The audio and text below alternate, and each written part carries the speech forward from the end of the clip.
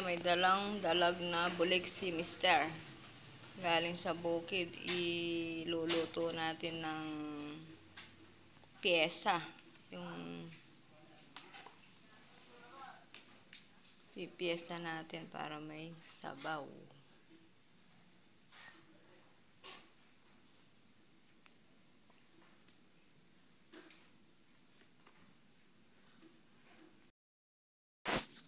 So, ayan mga tandem, luluto na natin itong piyesta natin. Ulam nating hapunan.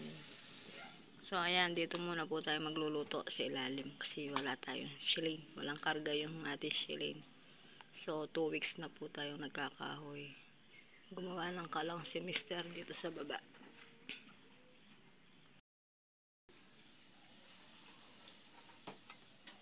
Ayan, luto.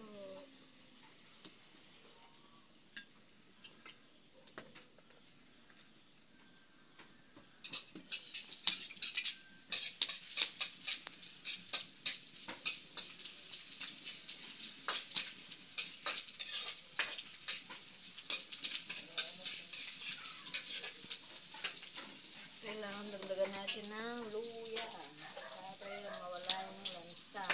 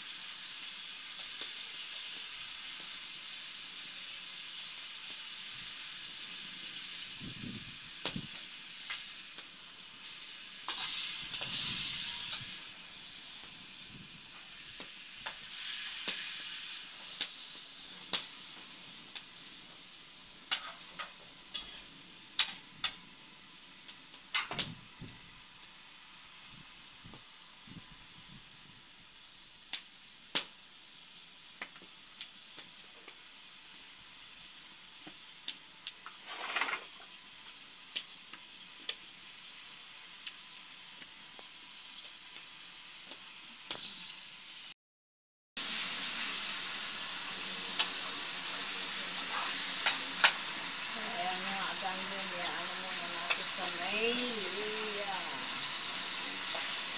Para mawala yung lansa. Dito natin bagya.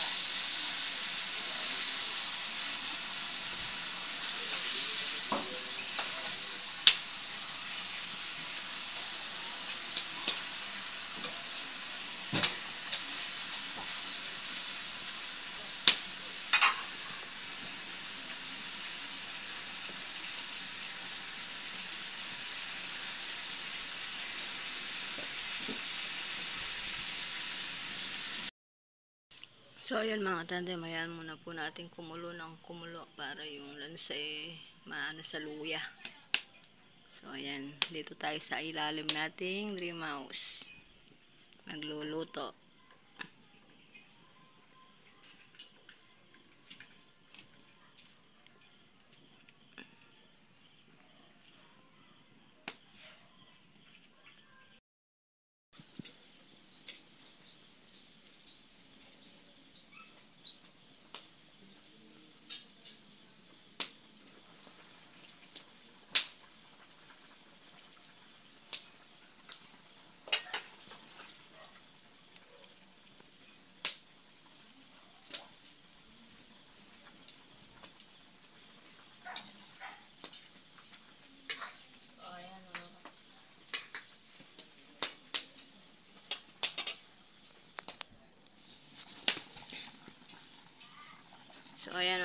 tandem, ayan, kulong-kulo yung ating pyesa. O, mamaya na po yung gulay. Hayaan muna natin kumulo ng kumulo sa may luya. Ayan, nagwawala yung apoy natin mga katandem. Mahangin po kasi kaya ganun.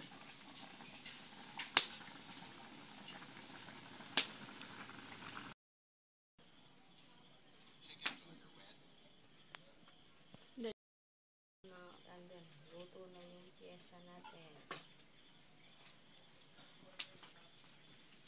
Sabi natin dito sa may stainless para hindi siya ganun mainit. Baka madapa tayo paakyat.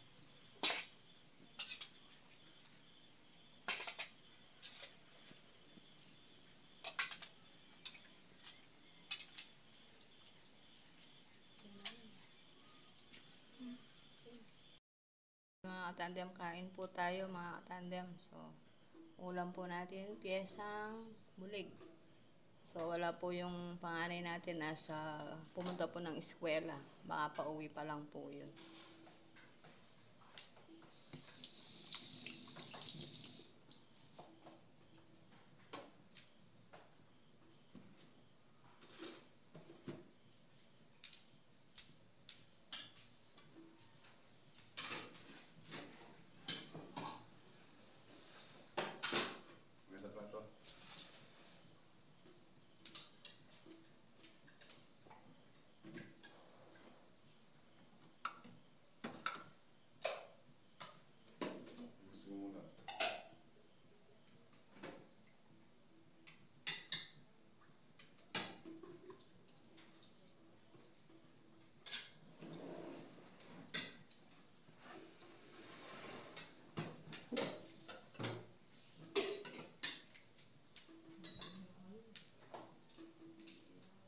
May mga tandem, kahit tayo. Natin itong nakuha natin bulig sa bukid.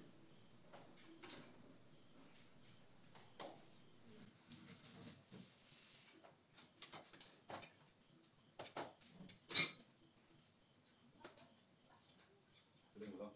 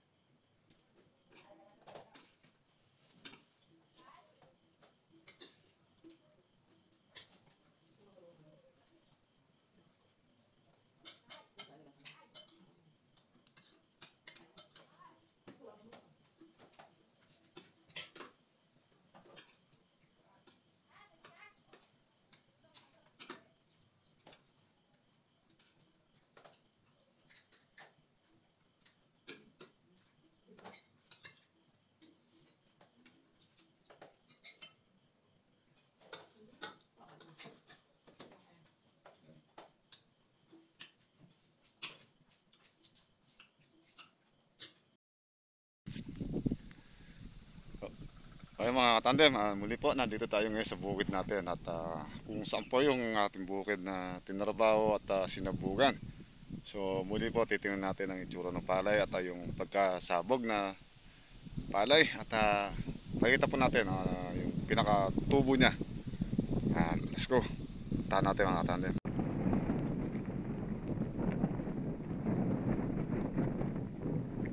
Yan po mga katandem, bumiberde na po ang ating sabog.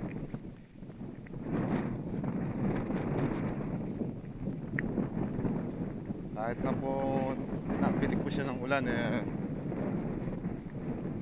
tumubo pa rin po yung pagkalubog doon sa putik.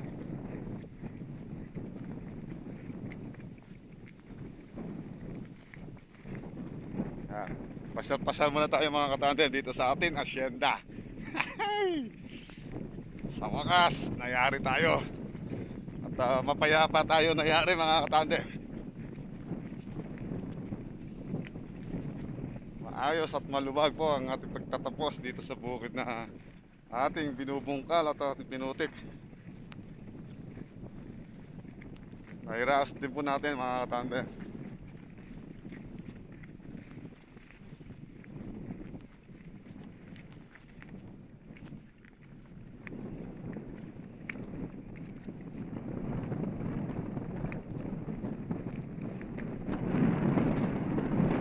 Bali, yan po mga katandem, sinabog po natin yan ng araw ng Miyerkules, petsang 13. So, 13 tayo nakasabog.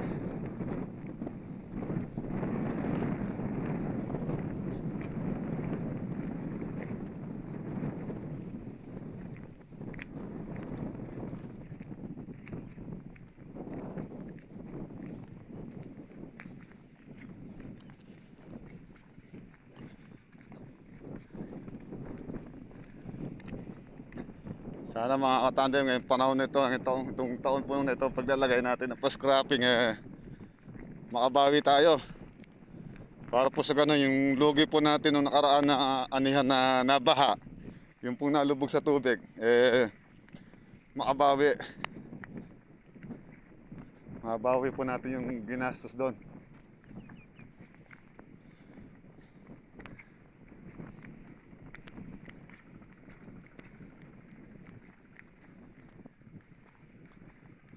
So ayan po, entra natin, may tubig na oh.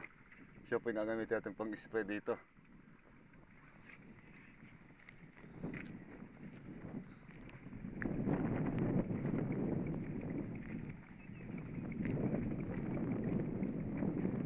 Tanda bumiberde na, berde na. Patinda mo sa pilapil, bumiberde na. Kailangan ma-spray na natin tong tinda mo sa pilapil.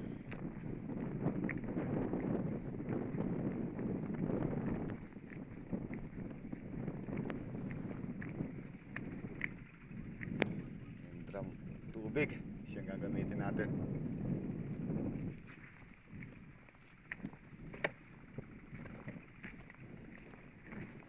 Yan o. Ayan po mga tandem o. Yan o. Ayos. Busog na busog po ang tubo ng palay natin mga tandem o.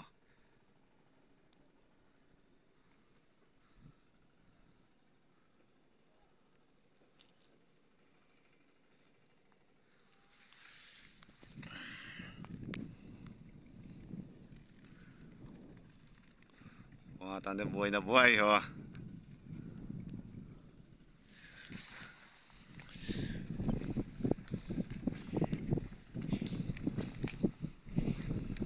Ano? Pati pilapil buhay na buhay. Buhay na buhay yung damo ng pilapil. Sa isang araw tatapasin po natin mga tandem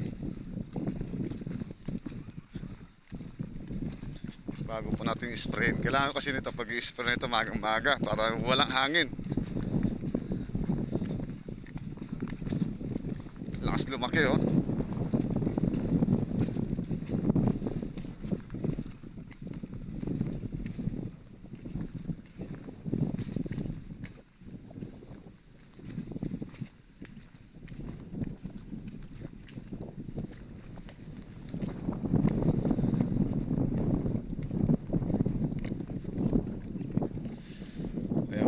Katandem, yung nandito tayo ngayon sa sentro, sa gitna nung ito pa yung unang banos, susunod ito pa yung pangalawang banos. So, bali yung kabila po na yun, wala pa sila, hindi pa sila gumagalaw o nahihinto po sila dahil sa dahilan po na nasa Nueva Ecija sila at doon sila na pukol ngayon. At hindi naman po natin pwedeng galawin pa yan habang wala sila. So ito pong atin ito yan, dalawang lugar po itong atin nasa bugan. So, bali itong atin ho nito, yung dalawang banos. Ito yung atin. Tapos yung sa kabila, apat na banos, apat na diretsuan. Sa atin dalawa. O yan na, naunahan po natin sila na naglagay. So medyo maganda-ganda po ang tubo ng palay natin mga katandem. Hindi siya makapal, hindi siya madalang, katantaman lang po siya. So kaka po sakto lang po yung pagtubo niya, yung pagsabog.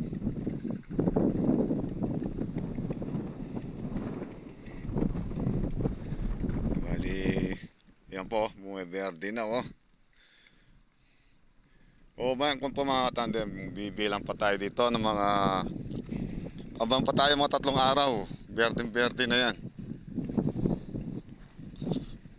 Mabuti na lang po yung katabi natin doon sa kabila, yung may palayaw na yan, hindi kagad nagpatubig. Pero kanina, nag-abiso na siya sa atin kanina at inabisoan tayo na bukas po magpapatubig na siya. So abangan lang po natin siya bukas papatubig kasi po yung tagas. At siya naman po yung lalagyan natin ng lason para po mamatay yung mga suso at hindi makain yung palay natin. Kasi pag di po natin sinabugan ng kanya ng panang suso, mauubos po yung palay, puputulin po at kakainin ng suso. So ngayon po mga tandem, yan po bali pasyal-pasyal na lang tayo dito sa ating bukid, dito po sa ating presyentuhan o dito sa ating asyenda. kahit sa salita lang po meron tayong asyenda na nililibot. Kaya nga po hindi naman po masama yung sabihin at na hindi sa atin.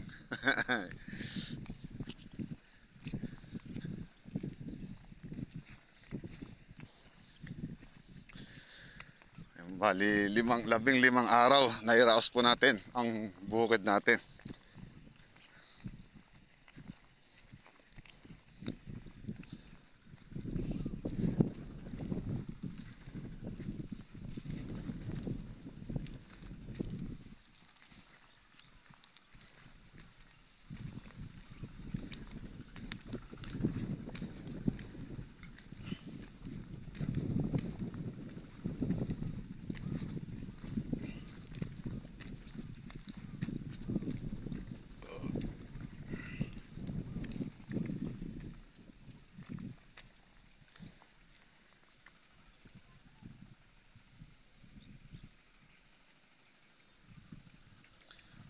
Malaki na po pinatag tong isang pitak din ito.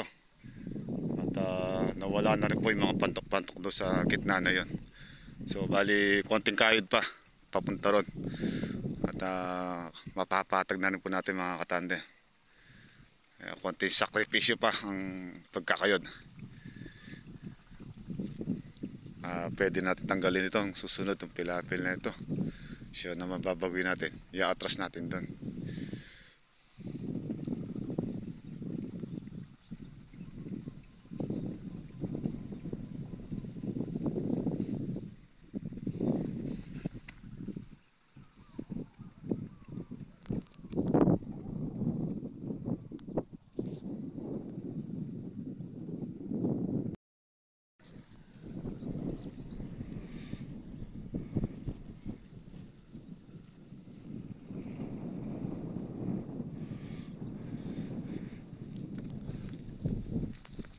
So muli po, nandito tayo ngayon sa katabi natin. So bali ito, nakakuha na.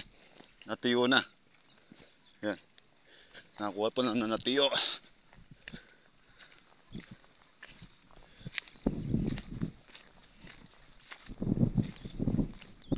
So bali konting pagsisikap na lang po mga katandem. At unti mapapatag na natin yung bukid na ito. Konting tiyaga pa.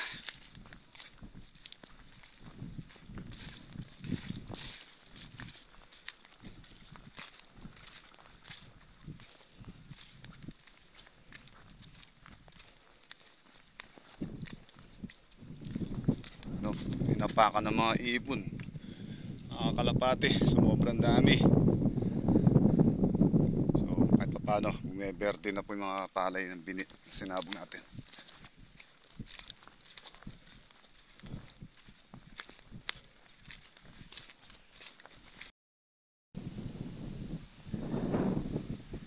So yung mga katandem, muli po magkuha na tayo, magpapauwi na tayo at nakakuha na natin na libot.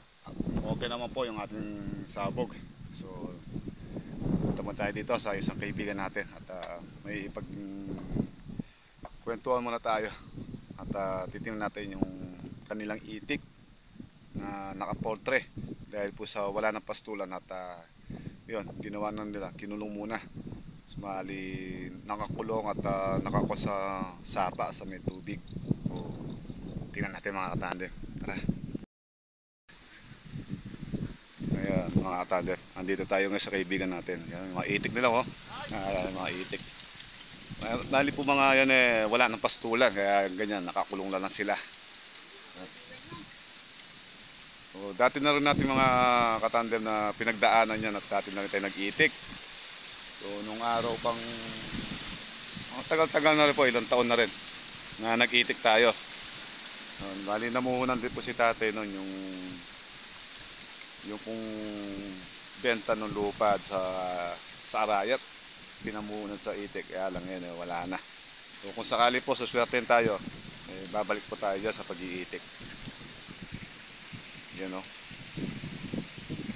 Lalot na po ngayon mga tanda, napakataas ang presyo ng itlog. Halos mahigit po 10 piso kada isa.